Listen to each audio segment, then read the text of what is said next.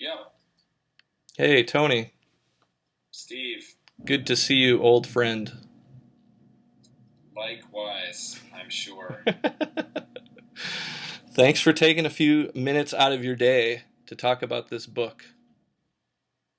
It's my pleasure. It is, of course, talking about my book. So So, who else to talk about it you don't really have to but thank me you? for talking about my own book. um, so, for those who aren't already familiar with the book, give a little bit of the summary background description. How did this book come about?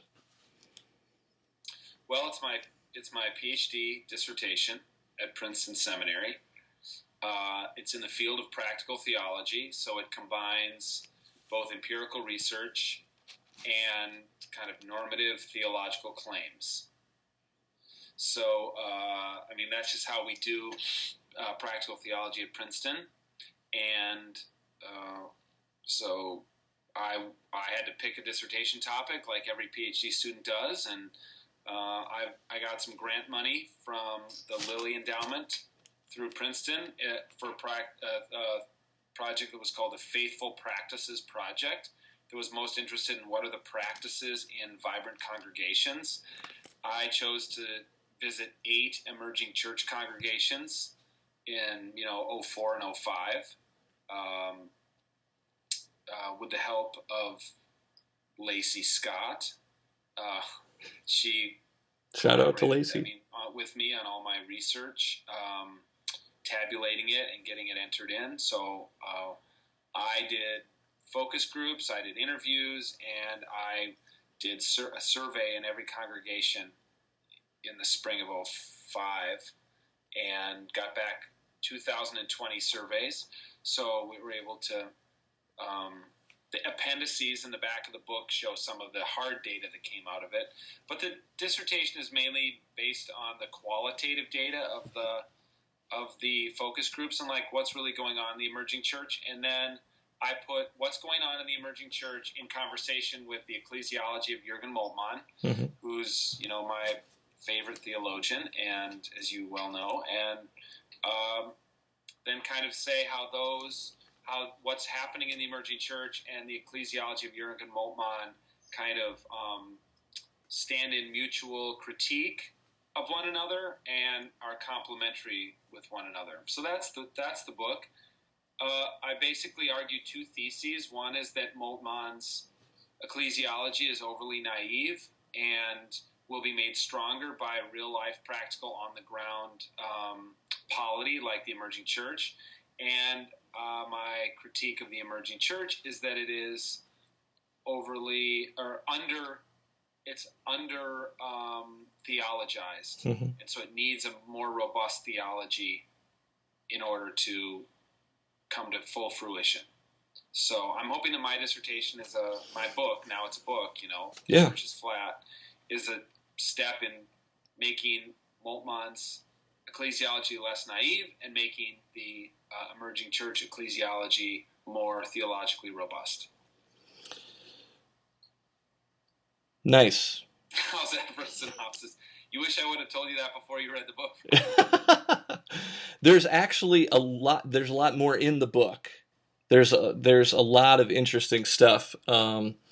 So I'm definitely going to be recommending it to a lot of folks to be thinking about how to do church in, like you said, with applying these ideas from Moltmann and putting them into a real world sort of situation.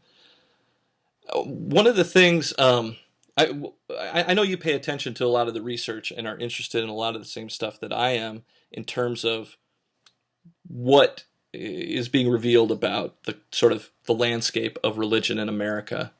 And one of the things that seems to be supported by the research, this idea of this lack of a need for a stronger theology, is some of the research that's come out. I think it's from the Hartford Institute that talks about churches that have a real vibrant, strong spiritual vitality, I think is the language that they use, are churches on the theological extreme. So very liberal churches and very conservative churches are the ones that have been identified as being really spiritually alive.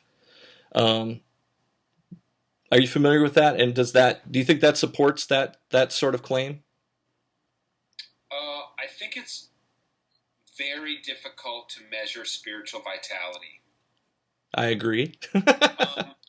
So you've got, on the one hand, you've got Willow Creek, who basically gets 20 years into their mission and says, and they kind of look over their shoulder and say, we've been measuring the wrong things. We've been measuring we've been measuring physical participation.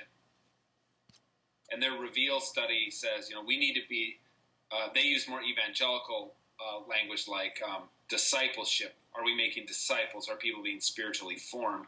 The Hartford Institute as a research think tank is more, or Hartford Seminary, they're talking about spiritual vitality, but they measure that by people's participation, by right. people's giving, and things like that. I do think that there's a case to be made theologically or even sociologically that people are going to be more engaged in their congregation when their congregation is on one of the poles, because people feel like there's something to believe in.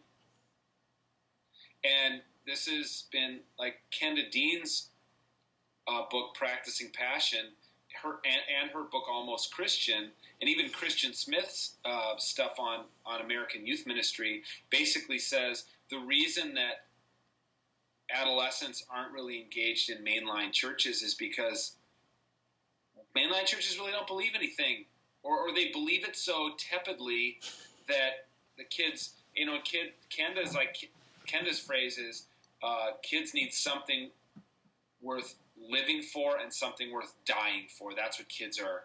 That's why kids use language like that. Oh, I'm dying here, Mom, or I'm starving. They use all this hyperbolic language, and then they go to their mainline churches, and everyone's like, everyone's really thoughtful and nuanced and has 15 footnotes for every point they make, right? Right. Because in mainline Christianity, we're the outgrowth of 19th century German biblical scholarship.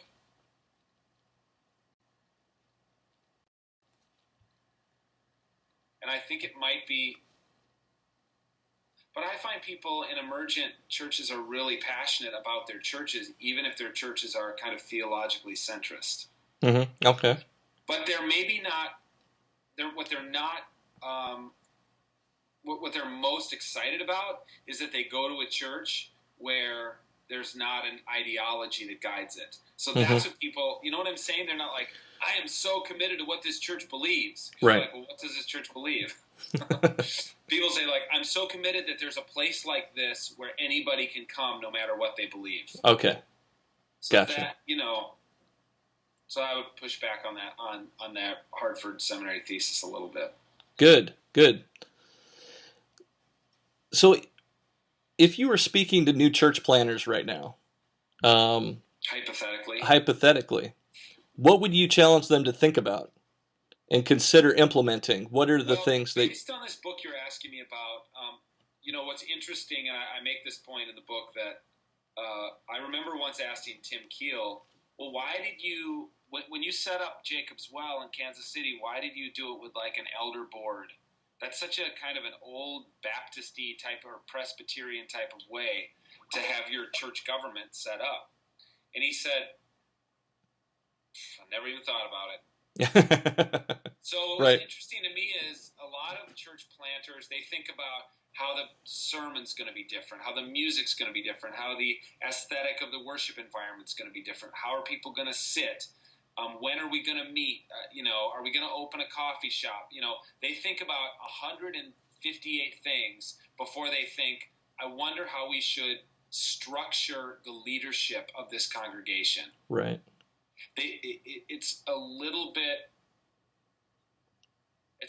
distressing to me that church planners don't think about the implications that that's going to have. So in this book, I'm arguing that if we follow Moltmann, we have this flat church or a very egalitarian flat ecclesiology. There is a good theology behind it, and that's what I'm suggesting should be implemented in new church plants. Mm-hmm. Well, and one of the things you quote Moltmann from a speech that he gave at Candler in 1978, where he talks about every practice changing the form, and the theology. I don't have the exact quote, but you know what he's saying there. Theology changes, the form and the practices need to change with it. Yeah. When I read that, it struck me as, because it seems to me one of the biggest, most significant theological shifts is this idea of the missional shift. What are your thoughts on that? I mean, because see, to me that gets at the question of how should we then organize ourselves, and how should we then, create leadership structures and funding. How should we, even fund this endeavor? Yeah, I totally agree. I mean, here's what's funny about the people who use missional. A lot of the people on the evangelical side of the line of scrimmage say that missional isn't a new theology, like you're saying, you're quoting Moltmann. They're saying, oh, it's just getting back to the real theology. Like this is new. This is what it was like in the New Testament. So, whether it's Frost and Hirsch or Frank Viola, like these guys are not arguing that this is something new, that they're breaking new ground.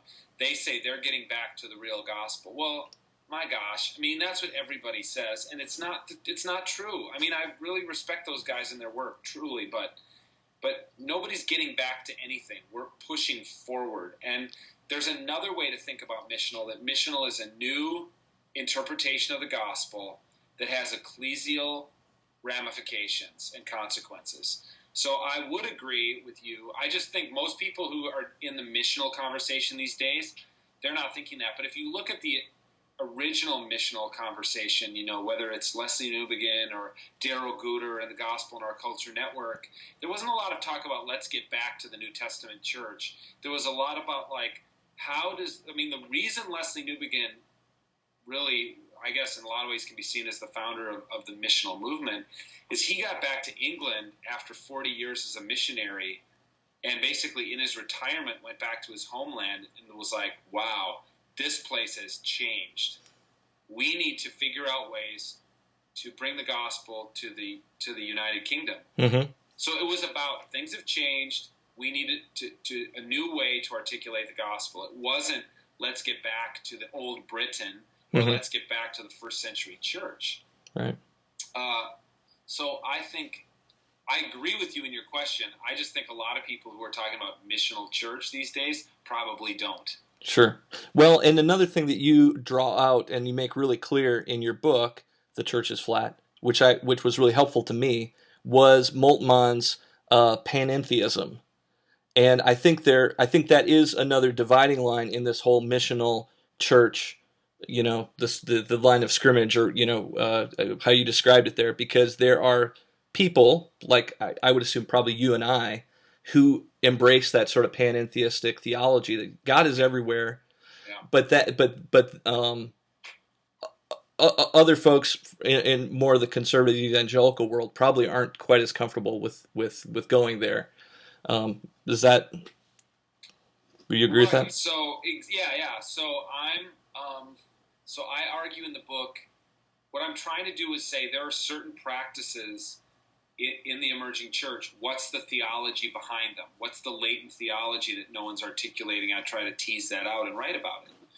So you hear a lot in the emerging church about there's no sacred secular divide. So at Solomon's Porch, we make it very clear that our church isn't a sanctuary. Now, Catholics wouldn't agree with that, or Episcopalians wouldn't agree, even Methodists wouldn't agree with that. That there is a theology of sanctuary, for instance, that somehow the church is holy ground. It's different. It's like ontologically different than a secular space. There's a sacred space and a secular space. Well, if you hung out at Solomon's Porch, and I think a lot of other emergent churches too, I think even Dan Kimball would probably agree with me on this. You wouldn't say that vintage faith is a specially set apart sacred space, and when you go outside the church walls, you're in a secular or a profane space. Right. Well, where does that come from? Like, I'm just trying to say, well, what if you believe that? What's your theology? So right. I would say,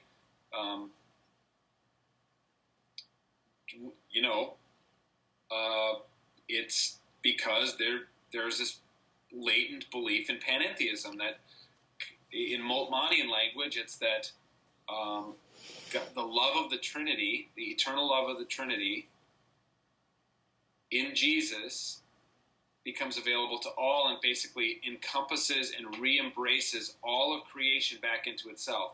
So Moltmann says God withdraws God's self to create something that's other with which God can then have a relationship. God must have an act of self-limitation, or else all creation is God, and then you're a pantheist. So God withdraws God's self, creates something other than God, but then God re-enfolds or embraces that creation back into God's self in love, and that's panentheism. And so that's why somebody at a place like Solomon's Porch can say, this church is sacred, but where you go to work is sacred, and your kitchen table is sacred. And, it's kind of taking Luther's doctrine of vocation that the shoemaker, is engaged in a sacred activity just as much as the priest, and taking that to the next to the next degree. Right. Well, and again, you talk about this in the book. That levels the playing field, right? That sort of I like the way you put it. I think it was your words. It's sort of it wasn't demystifies, but sort of brings down the pastor leader role and elevate. I think is the word I use. Yeah, it does dethrone the pastor, and it dethrones the sermon, because the sermon as a speech act is no longer any more sacred than any other speech act that a human being engages with. Right. So this conversation that you and I are having is no less sacred than the sermon that you heard on Sunday at church. Right.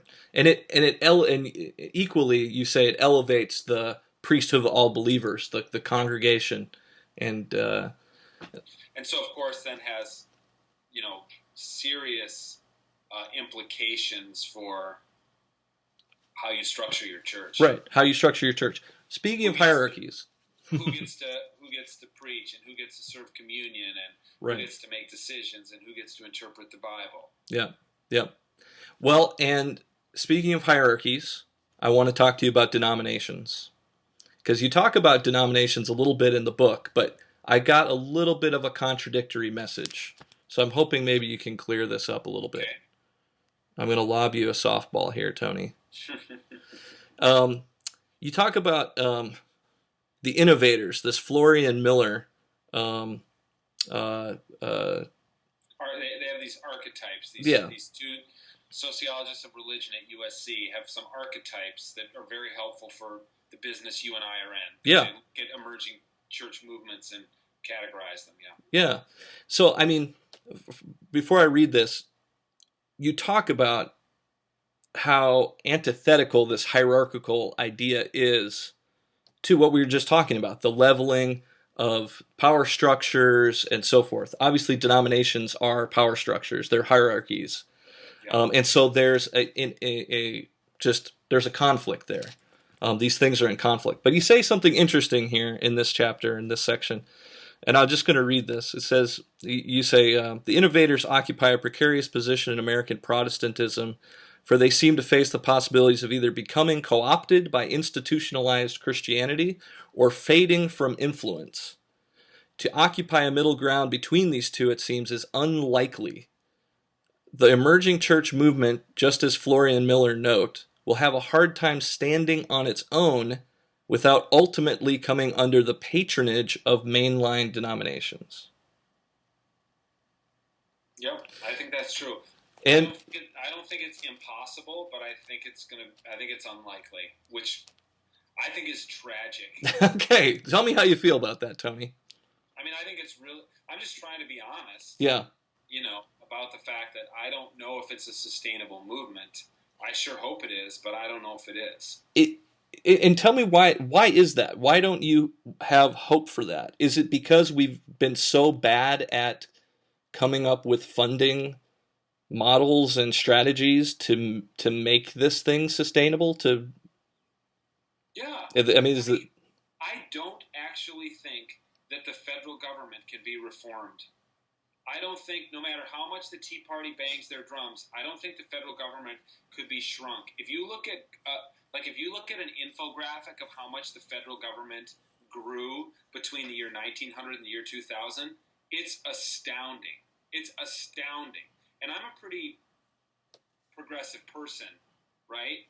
And even I look at it and it makes me sick at how our federal government grew. And now, you've got Tea Partiers and people. I think, I can absolutely see where they're coming from. We don't need more regulation. We don't need more government. Like, our government is full of middle management, and people can't get through the red tape. Like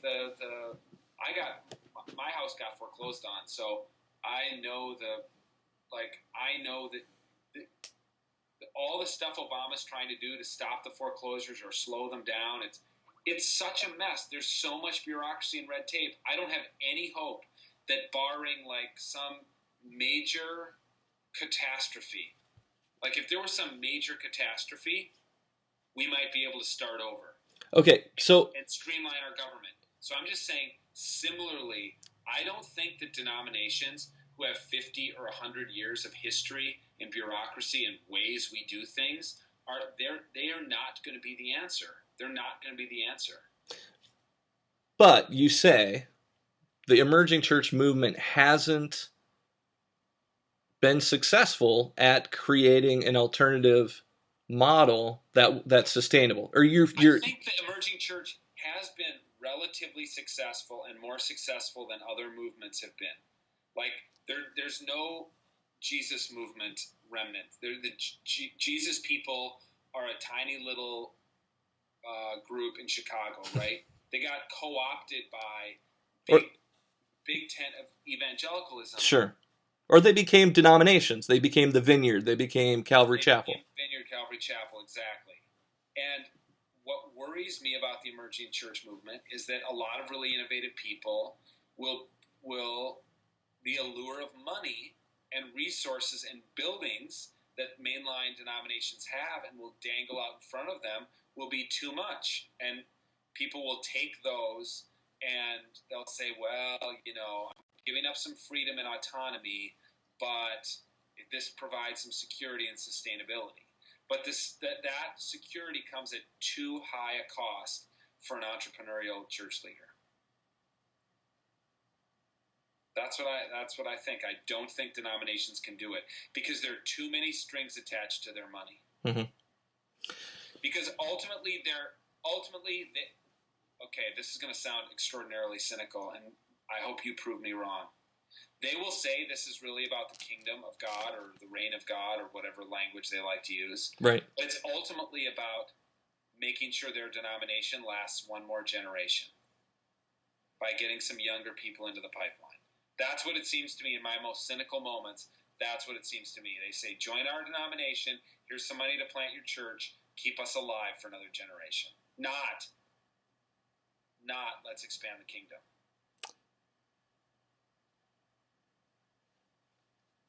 So I have another quote from your book, Tony. Okay. Prove me wrong with myself. It is questionable whether cynicism and irony, even revolt, are sustainable attributes of a faith community. I get your cynicism. That's. I know. You look at House of Mercy in St. Paul and you go, how long can you be a sardonic congregation? Right. But I've been to House of Mercy, and it's beautiful. And they've been going strong for 12 years. Yeah. I mean, it's... 15 maybe, I know. There's some power to the creativity and art that's at the center of faith communities like that. I'm what I'm involved with and working with the Disciples of Christ denomination, and I hope we can prove you wrong. Me too, actually. And I hope that it's not an either or a some of the churches that you talk about in the book have denominational affiliations. Most do not, but it's possible to blend these things together. Yeah. And I know I share your concerns about the hierarchy and the structure and the power structures. And I mean, you and I have both heard the horror stories of how those systems abuse and do not treat people well. And yeah, I'm not. So funding, I had a chance to talk about funding the emerging missional church at Solarize last week. Tell me about this event, this conference that you're involved with planning coming up next May. May 1, 2, and 3, Doug Padgett and I, hopefully you and some other of our friends, are going to put on an event called Funding the Missional Church here in the Twin Cities. This is so important. This is the big question, right? Oh my gosh, it's so important. And it's not just for church planters. Like, there are a lot of mainline churches that are moving in a missional direction, being really affected by the missional literature. But what's not been really dealt with is, so how does this change? Do we still have Stewardship Sunday? Like, do people still pledge? Do we still give sermons on tithing? Like, how do we even do it? And one of the things that's been really interesting is that there's a lot of very innovative fundraising going on in the nonprofit world. And if you were to ask Brad Cecil, who's one of the keynote speakers at our conference coming up in May, one of his talks is titled, basically, Why Churches Are Struggling with Fundraising, but Nonprofits Aren't. And that's what he does. He does fundraising for nonprofits, and he is kicking ass and taking names. Like, he's doing. They do very well. Yeah, using money for food banks, for instance, and for other nonprofits. And churches are like, oh, we can't make budget, and everyone's having a pay freeze for the third year in a row, and we're cutting the pastor's continuing ed budget. Like, a lot of churches are really struggling, and he will basically say it's because don't know how. There's certain things that churches are doing wrong, and a lot of it has to do with how we tell our story. And it's going to be great. I think you're right. I think it's really, really important, and people really need it. Cool. Well, I'm excited that you guys are doing that. I'm excited to be involved however I can, and then it's in conjunction with the Church Planners Academy training that you guys are back to back, so people could make a whole week of it. And if you sign up for the, I don't know, we haven't exactly nailed down the pricing yet, but basically, if you sign up for the Funding the Missional Church thing, the Church Planners Academy is going to be like a $95 add-on. I mean, it's going to be for 3 days with some of the top mainline, more progressive church planners, all Condor and Keel and Boltz Weber and McLaren, and there are a lot of boot camps for conservatives who want to plant churches, and we think it's about time for there to be some big gathering for more progressive people who want to plant churches. Sounds good. I've got one this is already, thank you for your time, Tony. This has already been longer than last question, and this somebody sent this to me over Twitter. Maybe you saw it. So in 30 seconds, I don't know if you keep the flat church on the left from repeating the mistakes of the big church on the right in terms of politics. Yeah. So here's where my mind goes with that. Are you familiar with the Christian Left group on Facebook? Yeah, totally. 27,000 plus members. This thing is blowing up. It's sort of reached that tipping point, and it's just snowball. It's just growing rapidly. Right. But that's this movement of people who are like, we're going to organize and we're going to get political and we're going to go do exactly what the Christian right did, except for liberal causes. I don't know. Do you have any thoughts on that? Well, yeah. I mean, I just think that's kind of a pendulum effect, Yeah. People are fighting back against what they, don't like on the other side. And when I hear that's really great. Like, that's a lot of people. Good for them. 27,000. There are 900 million people on Facebook. If you do the math of what percentage 27,000 are out of 900 million, like, it's a tiny, tiny, tiny fraction of the number of people on Facebook. So that's great, but that's not a movement. Sure. It's a big Facebook page. It's a big Facebook page. Yeah. Congratulations. But Stephen Colbert's got 1 million on his Facebook page.